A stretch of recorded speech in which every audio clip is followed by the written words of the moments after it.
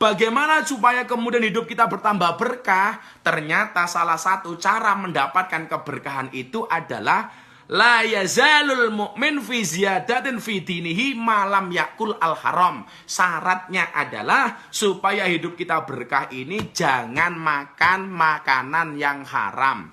Jangan mendapatkan rizki dari rizki yang haram. Itu ternyata kunci dari keberkahan. Assalamualaikum warahmatullahi wabarakatuh.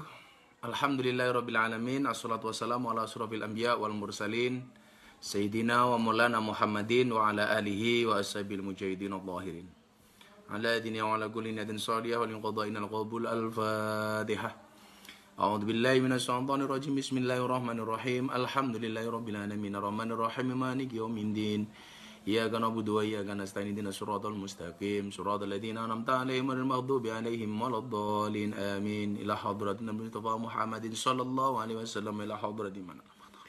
Al-Fatihah. A'udzu billahi minasyaitonir rajim. Bismillahirrahmanirrahim. Alhamdulillahirabbil alamin. Arrahmanir rahim. Maliki yaumiddin. Iyyaka na'budu wa iyyaka nasta'in. Ihdinas siratal mustaqim. Siratal ladzina an'amta 'alaihim ghairil maghdubi 'alaihim waladdallin. Amin. Ala dini wa ala kulli niyatin sholihal Fatihah. A'udzu billahi minasyaitonir rajim. Bismillahirrahmanirrahim. Alhamdulillahirabbil alamin. Arrahmanir rahim. Maliki yaumiddin. Iyyaka na'budu wa iyyaka nasta'in. Ihdinas siratal mustaqim. Siratal ladzina an'amta 'alaihim ghairil maghdubi 'alaihim waladdallin. Amin. Bismillahirrahmanirrahim. Allahumma shalli ala sayyidina Muhammad wa ala ali sayyidina Muhammad bi'adadi kulli da'in wa dawa'in. Allahumma shalli ala sayyidina Muhammad wa ala ali sayyidina Muhammad bi'adadi kulli da'in wa dawa'in. Allahumma shalli ala sayyidina Muhammad wa ala ali sayyidina Muhammad bi'adadi kulli da'in wa dawa'in. Allahumma shalli ala sayyidina Muhammad wa ala ali sayyidina Muhammad bi'adadi kulli da'in wa dawa'in. Li khamsatun udfi biha haral waba'il hadimah al-Mustafa wal Murtada wa ibnahuma wa Fatimah. Li khamsatun udfi biha haral waba'il hadimah al-Mustafa wal Murtada wa ibnahuma wa Fatimah. Li khamsatun udfi biha haral waba'il hadimah al-Mustafa wal Murtada wa ibnahuma wa Fatimah. Li khamsatun udfi biha haral waba'il hadimah al-Mustafa wal Murtada wa ibnahuma wa Fatimah. Alhamdulillahirabbil alamin. Malam hari ini kita masuk kajian keempat di malam 5 Ramadan, meneruskan kajian kitab Wasiyatul Mustafa. Diniati kita belajar, saya belajar, jenengan belajar, kita belajar bersama-sama. Mudah-mudahan ada kebaikan di bulan Ramadan ini jauh lebih baik daripada Ramadan sebelumnya. Oke, kita mulai ngaji. Wah, Bah Jaroh ganteng hadir. Wah. Halo Gus Badal, ngaji dulu ya.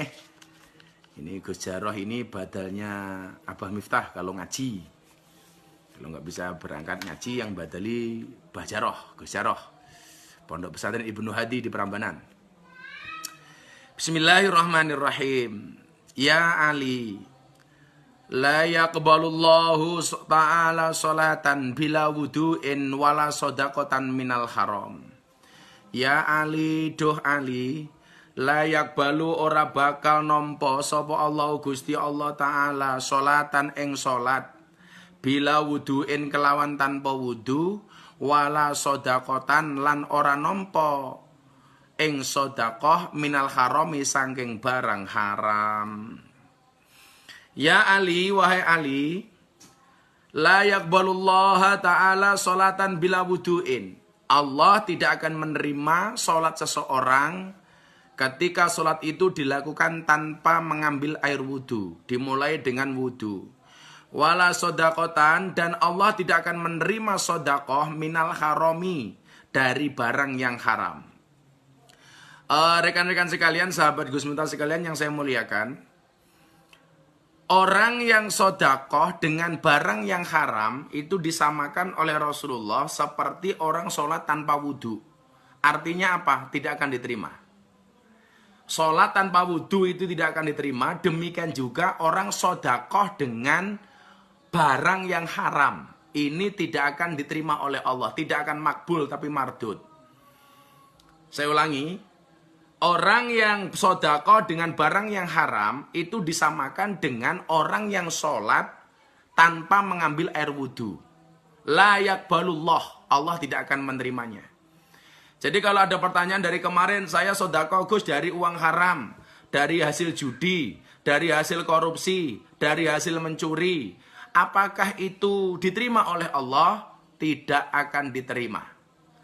Maka hati-hati para koruptor. Jangan Anda kemudian menggunakan dalil man jaa bil hasanati falahu asyru amsalihha, yang datang dengan satu kebaikan maka Allah akan menggantikannya 10 kali lipat. Ini kalau uang haram. Mohon maaf, ini kalau uang halal. Kalau yang kamu berikan itu uang haram, mohon maaf, itu tidak berlaku dengan ayat ini. Enak amat kamu korupsi 1 miliar, kemudian kamu sodakohkan 100 juta, bu, nggak bisa.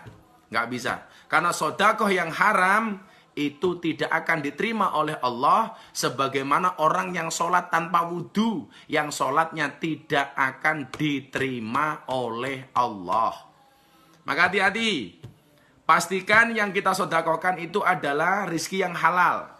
Pastikan yang kita berikan kepada orang lain adalah barang-barang yang terhindar dari sesuatu yang haram.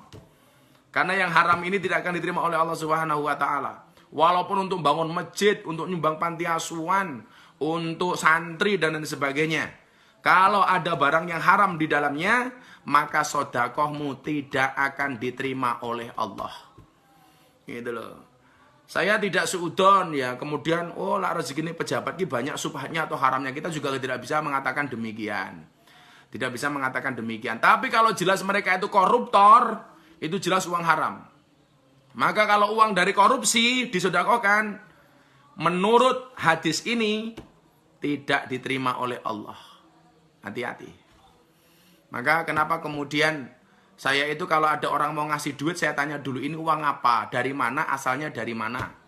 Jangan sampai kemudian rezeki yang ada di saya ini tercampur dengan rezeki yang haram. Karena apapun juga, saya harus ngurusi santri. Santri-santri ini calon kiai di masa depan. Jangan sampai kemudian saya menafkahi santri saya dengan barang-barang yang haram. Na'udzubillah min dzalik, summa na'udzubillah min dzalik. Ya. Saya ulangi. Sedekah dari barang yang haram tidak akan diterima oleh Allah sebagaimana orang sholat tanpa wudhu. Ayo, lah sholat tanpa wudhu lah, ya rasah atau sholatmu?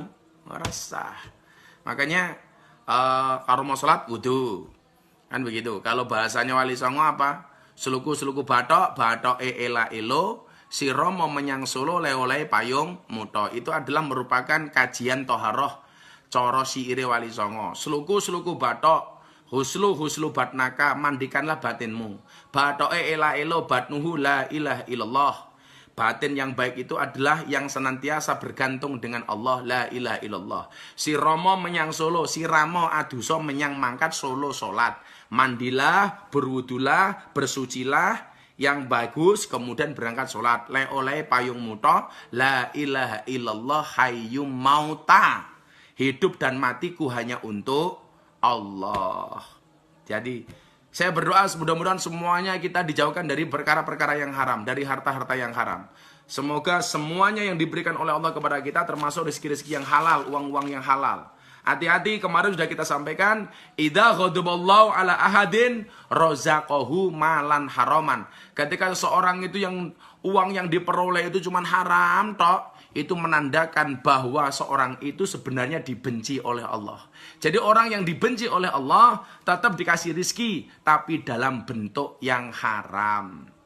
Bahkan kalau kemudian istadda ghadabahu, ketika kemudian marahnya Allah ini sangat-sangat marah, sangat murka, maka kemudian orang-orang seperti itu rizkinya bergantung kepada setan. Na'udzubillah min dzalik. Dia tidak lagi kenal halal haram. Kemudian apa? Wa yuzhiluhu bidunya aniddin. Dia lebih sibuk dengan urusan dunia daripada urusan agama. Wa yusahilu lahu umura dunyahu. Urusan-urusan dunia digampangkan, meninggalkan urusan-urusan akhirat. Wa yaqulullah, dan setan mengatakan Allah ghafurur rahim. Santai wae bro, Allah itu Maha Pemaaf lagi Maha Penyayang. Na'udzubillah min dzalik, summa na'udzubillah min dzalik, ya. Dilanjutkan. Bismillahirrahmanirrahim. Ya Ali, wahai Ali, la yazalul mu'minu fi ziyadatin fi dinihi ma lam yakul al haram Wa man faraqal ulama mata qalbuhu wa amiya an taatillah. Ya Ali, wahai Ali, la yazalul mu'min, ora leren la yazalu, ora leren-leren sapa al mukminu wong mukmin fi ziyadatin ing dalem tambahi sampurna fi dini ing dalem agamane mukmin malam yakul sekirane ora mangan sapa mukmin al harama ing barang kang haram. Waman lan utawi sapane wong faraka kang misah sapa wong al ulama ing ulama mata mongko dadi mati apa kalbu atine wong wa amyalan dadi wuta apa atine wong anto atillah saking oleh taat marang Gusti Allah. Wahai Ali, la yazalul mu'min fi ziyadatin fi dinihi. Tidaklah seorang mukmin itu berhenti kebaikannya, bertambah kebaikannya, kesempurnaan agamanya, malam yakul al haram, ketika dia tidak makan barang yang haram. Ketika seseorang itu tidak makan yang haram, maka kebaikan agamanya ini akan terus menerus baik. Tidak akan pernah berhenti kebaikan, kesempurnaan di dalam dia beragama. Maka kemudian Anda lihat ya, kadang-kadang banyak kiai-kiai desa, kiai-kiai kampung itu yang hari ini saya mau membuat postingan tentang donasi untuk kiai-kiai desa itu. Mereka itu yang menurut Gus Dur kiai-kiai yang ikhlas, yang mukhlis, yang keikhlasannya tidak perlu diragukan lagi. Kenapa? Karena mereka benar-benar lillahi ta'ala. Mereka menghindari dari perkara-perkara yang haram. Perkara-perkara yang haram. Jangankan yang haram, yang subhat saja kalau bisa ditinggalkan, apalagi yang haram. Maka kehidupan mereka itu nyaman gitu loh. Maka coba kita ingat-ingat kembali, di dalam konsep agama itu ada bahasa berkah.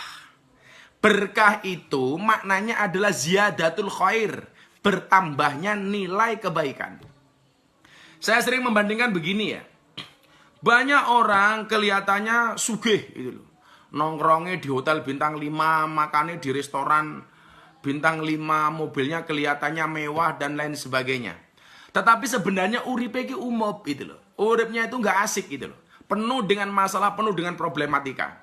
Saya beberapa waktu yang lalu itu membaca postingan di Twitter, saya dikirimi sama kawan. Jadi orang ini penghasilannya 80 juta per bulan. Sebelum corona ini penghasilannya 80 juta per bulan. Gajinya itu 80 juta per bulan. Kemudian apa? Kita pikir sebagai orang yang tidak punya penghasilan 80 juta per bulan, orang yang penghasilannya 80 juta itu kan pasti serba cukup ya.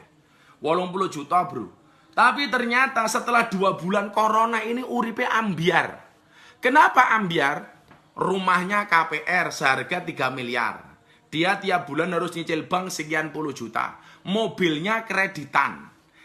Artinya apa? Dia harus ngangsur bayar kredit. Sekarang tiap hari dioyak-oyak sama debt collector. Sehingga kemudian setelah 2 bulan corona ini terjadi, uripe ambiar. Kenapa demikian? Ya karena barangkali kehidupannya nggak ada berkahnya. Kuwabeh diwangi utang gitu loh. Maka kawan-kawan beginilah. Kalau kemudian kita tidak punya berkemampuan, saya sarankan gak usah kredit-kredit. Ngempet dulu. Ingat puasa itu maknanya al-imsak. Al-imsak itu artinya ngempet. Maka tolong kalau kemudian kita belum berkemampuan, nggak usah kemudian gaya hidup kita ini melebihi penghasilan kita, melebihi pendapatan kita. Ini contohnya 80 juta per bulan, hari ini uripe mohon maaf ambiar. Gara-gara apa? Rumahnya masih kredit perumahan KPR. Tiap bulan dia harus bayar sekian puluh juta. Mobilnya mewah tapi juga mobil kreditan. Hari ini dia dioyak-oyak sama debt collector. Baru 2 bulan terjadi corona ini, sekarang dia sudah habis-habisan. Mohon maaf, ini barangkali menurut saya indikasi bahwa hidupnya ini tidak berkah. Maka kemudian apa? Ya karena itu gitu. Karena gaya hidupnya ini terlalu tinggi gitu. Maka kemudian saya itu sangat respect, sangat-sangat hormat kepada orang-orang desa ya. Kelihatannya motornya cuman etek-etek, ya kan, makannya cuman sambal, tiwul sama tempe sama ikan asin. Tetapi hidupnya bahagia. tanahnya hektaran, sawahnya hektaran. Tapi ayam, kenapa sertifikat rumahnya ini, sertifikat tanahnya di rumah, nggak digadaikan, nggak di bank. Ini yang namanya sumaker, sugih macak kere. Sumaker, sugih macak kere. Tanahnya hektaran, sapinya puluhan, tetapi hidupnya ini sederhana. Makan seadanya, cuman pakai sambal bawang, makan cuman pakai sayur seadanya, gitu kan? Tetapi motornya cuman ya biasa-biasa saja. Tapi dia nggak punya utang. Maka menurut saya hal seperti ini jauh lebih membahagiakan daripada kelihatannya mobilnya mewah, ya kan? Gayanya rumahnya bagus, tetapi ternyata dia punya tanggungan yang begitu banyak. Ini yang namanya kermasu, kere macak sugih. Maka mohon maaf, hidup itu yang kita cari keberkahan. Makna keberkahan itu adalah ziyadatul khair, bertambahnya nilai kebaikan. Lah, bagaimana supaya kemudian hidup kita bertambah berkah? Ternyata salah satu cara mendapatkan keberkahan itu adalah la yazalul mu'min fi ziyadatin fi dinihi malam yakul al haram. Syaratnya adalah supaya hidup kita berkah ini jangan makan makanan yang haram. Jangan mendapatkan rizki dari rizki yang haram. Itu ternyata kunci dari keberkahan. Kunci dari keberkahan. Please lah kawan-kawanku semuanya yang belum pernah punya tanggungan di bank, belum punya tanggungan ke KPR, kredit dan lain sebagainya, nggak usah gedek-gedek ke utang. Apalagi kaitannya dengan bank plecet. Utang mau 1 juta bendino ditagih 1.000 sampai 3 bulan ra lunas-lunas. Itu rentenir namanya, bank plecet. Nggak usah punya tanggungan-tanggungan dengan bank. Kalau memang kita belum punya, ngempet. Lah wis wancine duwe iki ora bakal mundur. Lah wancine durung duwe mau oyak kaya ngopo ya ora bakal duwe gitu loh. Maka ya mendingan kermasu lah. Apa namanya, sumaker lah, sugih macak kere daripada kermasu. Kere macak sugih. Jadi hindari perkara-perkara yang haram. Ada sering banyak pertanyaan dari jamaah ya. Gus Miftah kan orang NO itu loh, santri NO, kenapa enggak ngerokok? Padahal kalau kemudian Gus Miftah itu mau ngerokok, kira-kira beli apa enggak? Nggak mungkin saya beli. Kalau kemudian saya mau ngerokok, saya hakul yakin percaya. Kalau kemudian saya mau ngerokok, insya Allah saya tidak akan pernah beli rokok. Kenapa? Karena sekian banyak tamu yang hadir di pondok. Kalau datang ke pondok, mereka pasti bawa rokok. Kalau mereka tahu kalau saya ngerokok. Itulah alasan kenapa kemudian saya tidak merokok. Saya menghindari perkara yang makruh. Supaya apa? Supaya saya terbiasa menghindari perkara yang haram. Karena la yazalul mu'min, kata Rasulullah kepada Sayyidina Ali, fi ziyadatin fi dinihi malam yakul al haram. Seseorang akan bertambah nilai kebaikannya, akan semakin sempurna agamanya, manakala dia tidak makan makanan yang haram. Manakala dia bisa menjaga kehormatan dirinya dari perkara-perkara yang haram. Dan ini berat. Maka kemudian ketika saya ditanya, Gus Miftah santri NO kenapa tidak merokok? Karena saya mencoba membatasi diri saya untuk tidak mengkonsumsi hal-hal yang makruh. Supaya saya tidak terbiasa dengan barang-barang yang haram. Kemudian selain itu apa? Di dalam kitab taklim disebutkan, al-alimu idatoma ala yakulul haq. Walaupun seseorang itu alim, tetapi dia toma, maka dia tidak bisa berkata yang benar. Maka mohon maaf, kalau kemudian ini saya ngerokok, ini saya pribadi ya. Kalau kiai-kiai yang lain pasti punya pertimbangan sendiri-sendiri. Tapi saya nggak pernah memusuhi para perokok, walaupun saya tidak merokok. Selalu saya bela mereka, bagi orang yang mengatakan ini haram dan lain sebagainya, walaupun saya tidak merokok. Saya katakan begini ya, kenapa kemudian saya menggunakan dalil al-alimu idza tama ala yakulha. Orang alim itu kalau dia tomak tidak bisa ngomong yang benar. Kalau kemudian saya merokok, ada tamu datang. Mungkin dalam hati saya mikir, kira-kira tamuku nggawa rokok apa ora. Maka itulah alasan kenapa saya tidak merokok. Yang ngerokok monggo, apalagi kiai-kiai NU kan ni'matul udud ba'da dahar. Nikmatnya udud itu setelah makan. Kalau santri-santri sepuh malah mengatakan wa ni'matul udud, nikmatul udud ba'da dahar. Kan nikmatnya udud itu setelah makan. Wa ni'matul dahar ba'da dukhul. Umpamanya begitu kan. Kalau saya alhamdulillah, saya mencoba itu. Karena kiai saya di Sragen, itu Abah Syarif Hidayatullah, beliau mengatakan begini, nak, kue sholat dadi dai, dadi kiai, ojo sekali lah iso kue menghindari sing perkara-perkara makruh, perkara-perkara subhat, supaya kamu tidak terbiasa dengan perkara-perkara haram. Oh nggih kiai.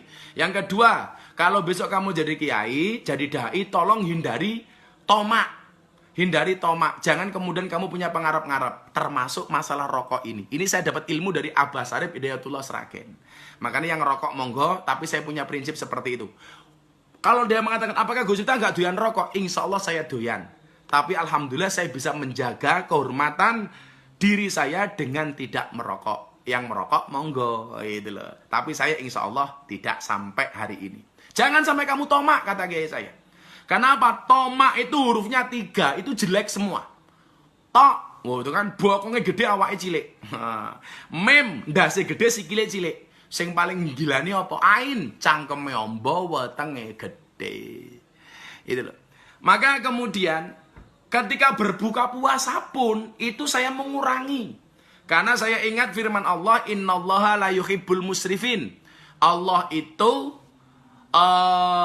tidak menyukai orang-orang yang berlebih-lebihan. Tadi sekilas saya di Facebook ada Gus atau Hari Umam ya. Saya mau konsultasi nih kalau beliau masih lihat. Pola buka dan sahur saya itu begini dokter. Dokter Gus atau Hari Umam, guru kita dari Bantul ini. Dulu ketua Ansor. Dokter yang luar biasa lah menurut saya. Kalau barangkali beliau masih lihat ini. Saya itu kalau buka, itu cuman minum, kemudian makan camilan seadanya. Kayak hari ini saya cuma makan pisang sama beberapa biji kurma, sama minum air kelapa. Seperti kebiasaan saya pengajian, saya minum air kelapa. Saya nggak makan sampai hari malam ini. Ini setelah saya buka itu sholat maghrib, kemudian sholat isya. Biasanya saya ngaji 1 juz Quran, kemudian lanjut ngaji online seperti ini. Nanti selesai setengah 10, saya nge-gym, saya treadmill. Kemudian saya volley dengan santri, membersamai para santri. Sekitar jam 11 malam, saya baru makan buka puasa plus sahur. Sampai pagi saya sudah nggak makan lagi. Menjelang imsak, saya cuma minum air putih. Barangkali dengan 1-2 kurma lah. Makanya kapan? Besok lagi. Jadi setiap hari, metabolisme tubuh saya itu seperti itu. Tapi saya rasakan saya nyaman gitu loh. Buka puasa plus sahur jadi satu. Nah, jadi saya ini barangkali kalau Gus atau Hari Umam masih melihat apakah pola saya ini sehat atau enggak, saya enggak tahu. Tapi saya nyaman. Dan saya mencontoh siapa? Mencontoh guru saya. Maulana Habib Lutfi bin Yahya. Guru kita semuanya. Satu saat ketika saya bulan puasa ketemu sama Abah Lutfi, waktu itu di Duren Sawit, beliau itu tidak langsung berbuka puasa. Beliau itu hanya ngerokok sambil ngopi, kemudian makan camilan, dahar camilan seadanya. Lah ternyata ketika saya bertanya sama beliau itu sahur dan buka puasanya dijadikan satu. Sekitar jam 1 atau jam 2 malam. Itu saya contoh itu loh. Dan ternyata ketika saya contoh Ramadan ini, saya enjoy banget. Begitu adzan maghrib, Allahu Akbar, Allahu Akbar. Saya minum sekedarnya, membatalkan dengan kurma. Kemudian makan pisang 1. Ini sudah saya beraktivitas sehat. Perut saya nggak terasa lapar, saya nggak lemes. Habis ini saya masih bisa nge-gym, masih bisa treadmill, nanti masih bisa volley 5 set sama santri. Habis itu saya baru makan buka plus sahur. Ternyata saya sehat. Itu yang saya contoh siapa? Guru saya, Maulana, guru kita semuanya, Abah Habib Lutfi bin Yahya Pekalongan. Coba anda jajal deh, paling semaput gue. Saya satu yang belum nyontoh, yang belum bisa nyontoh kebiasaan Abah Lutfi itu soal dahar beliau. Ini saya sampaikan kepada kawan-kawan ya. Guru kita Habib Lutfi itu nak, kawan-kawan sekalian, kalau beliau itu dahar, kalau beliau itu makan, itu beliau setelah makan berhenti, nunggu 1 jam baru minum. Ini yang saya belum bisa ini. Kadang-kadang kalau saya makan kesel harus minum, kepedesan minum. Guru kita Abah Lutfi itu kalau beliau dahar, nunggu 1 jam, baru gitu. Banyak yang bisa kita lakukan di bulan Ramadan ini. Membaca Quran, kemudian wahafidhi lisan, menjaga lisan. Jangan sampai kemudian bulan puasa ini mulut kita ngomong yang enggak akan mengurangi pahala puasa kita. Gitu ya. Abah, gimana salat taraweh kita pakai masker? Boleh nggak apa-apa? Apalagi kondisinya seperti ini. Oke ya. Pertanyaan lagi. Di Instagram, Facebooknya baru mulai gabung lagi. Tadi di Facebook udah 5.000 lebih, Hendri. Malah mati. Oke.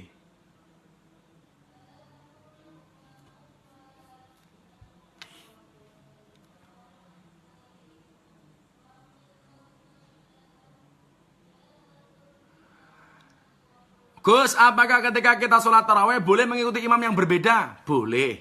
Makmum itu ikut imam, ya. Makmum itu ikut imam. Ikuti saja imammu. Kalau kamu nggak cocok ya jangan makmum, gitu saja toh. Karena kita nggak boleh membenci imam, tuh nggak boleh. Nggak boleh membenci imam.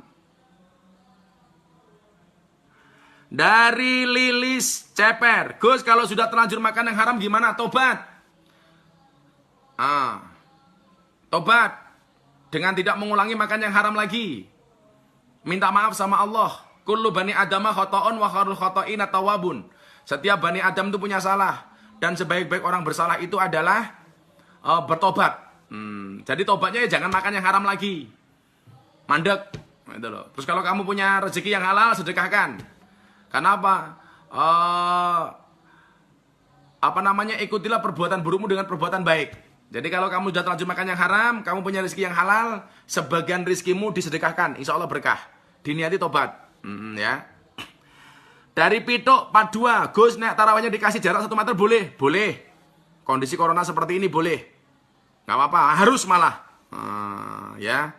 Sorry yang di Facebook ya, baru bisa gabung lagi karena tadi ambiar itu.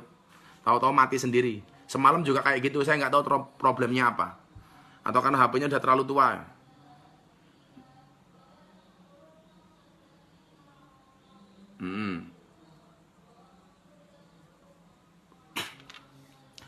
Ustadz, mohon maaf, mau tanya gimana sholatnya kita tim medis yang lagi bekerja dengan memakai baju APD.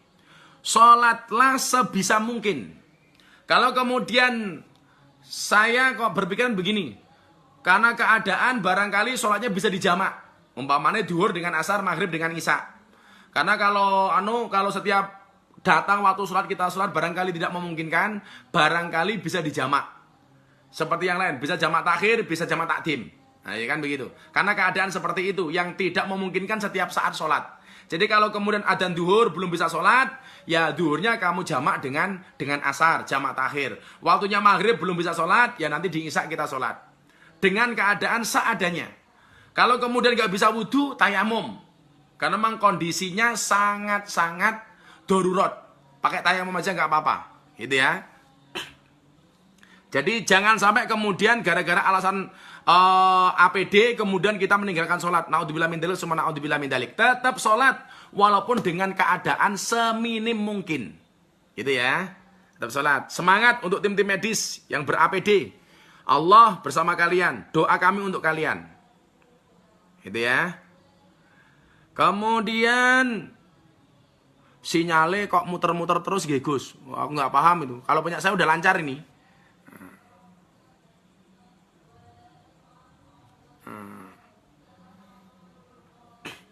Gus, kalau ngunjuk wedang galak, bener nggak Gus pahalanya ditolak selama 40 hari? Kalau orang minum wedang galak, mabuk dan sebagainya, sholatnya tidak diterima oleh Allah 40 hari. Tapi bukan berarti kamu nggak sholat, tetap sholat. Diterima atau enggak itu urusan Allah. Kewajibanmu ibadah. Itu aja, santai. Ya. Dari Rangga 86, hukum sikat gigi di tengah puasa Gus, makruh. Bisa batal kalau kemudian airnya keminum. Atau sikat giginya ditelan. Oke.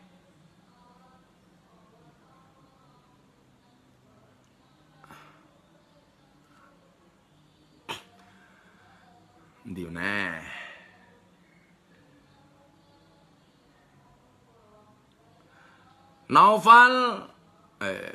Novika Fitri Akmel, Gus, umur 14 tahun boleh mondok ke Ponpes Ora Haji apa tidak? Di sini rata-rata usia mahasiswa ya. Dan sampai saat ini belum menerima santri. Sampai corona berakhir. Ngenteni corona berakhir, yang mau mondok silakan. Setelah corona berakhir.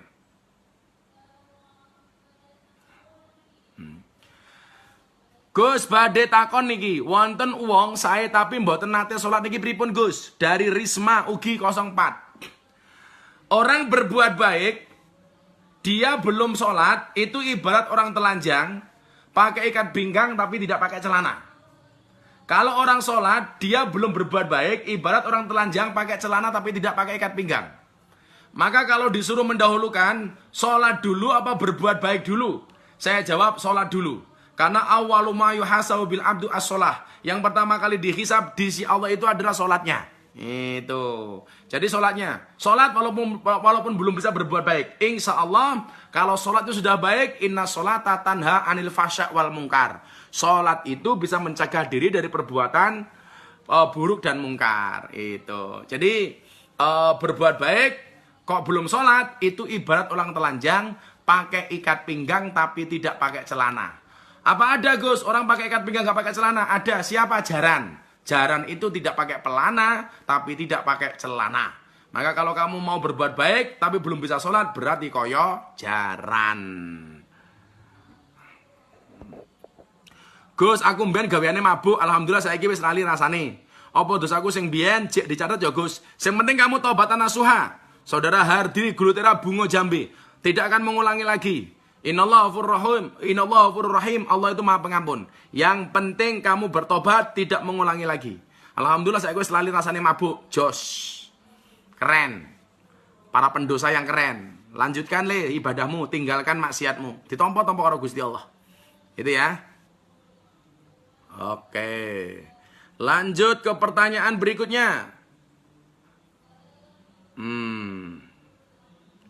Oh kita takoni, oke sing takoni.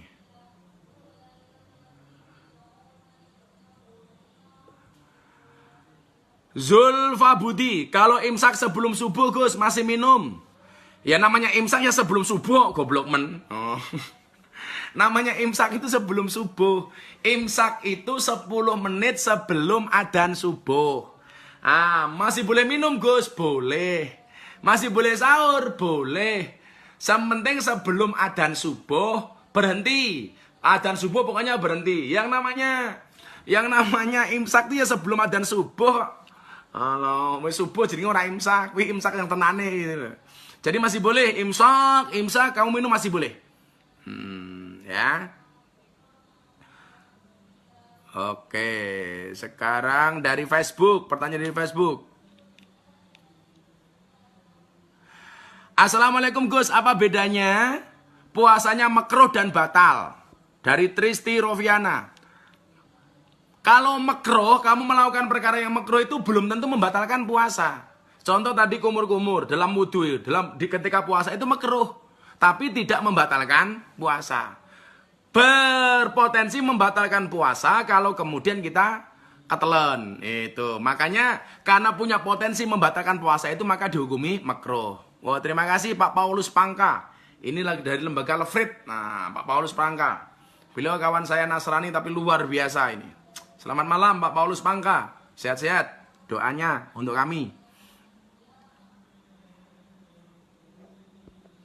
Ratna Akurniawan. Assalamualaikum Gus. Gimana caranya biar orang tua saya membolehkan saya hidup mandiri dengan suami? Setiap saya mau ngontrak sama suami nggak boleh. Kamu yakinkan bahwa kamu mampu? Bahwa kamu bisa luar biasa ketika kemudian hidup bersama suami. Gitu ya. Sopo sucarni ngupil wae to Gus. Ya men to upil-upilku dhewe rung-rungku dhewe kok wewet. Ngupil ora oleh wong gatel lho nduk. Kowe iki gatel maka tak pilihne mergo gatel. Ian Cahya Nugroho, Gus tanya.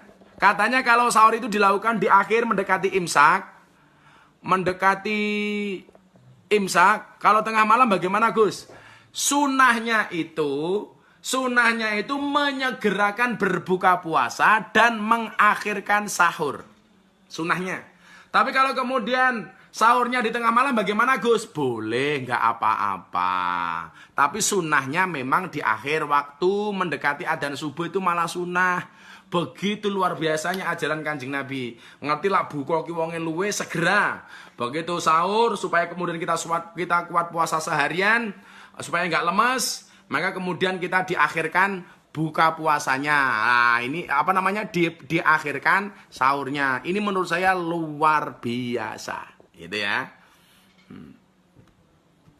Gitu. Kemudian pertanyaan selanjutnya. Gus, temanku tanya, kalau kita puasa tapi pacaran bagaimana Gus puasanya? Tidak membatalkan puasa, tapi mengurangi pahala puasa. Tapi pacaran itu kemudian bisa membatalkan puasa kalau pacarannya berlebih-lebihan.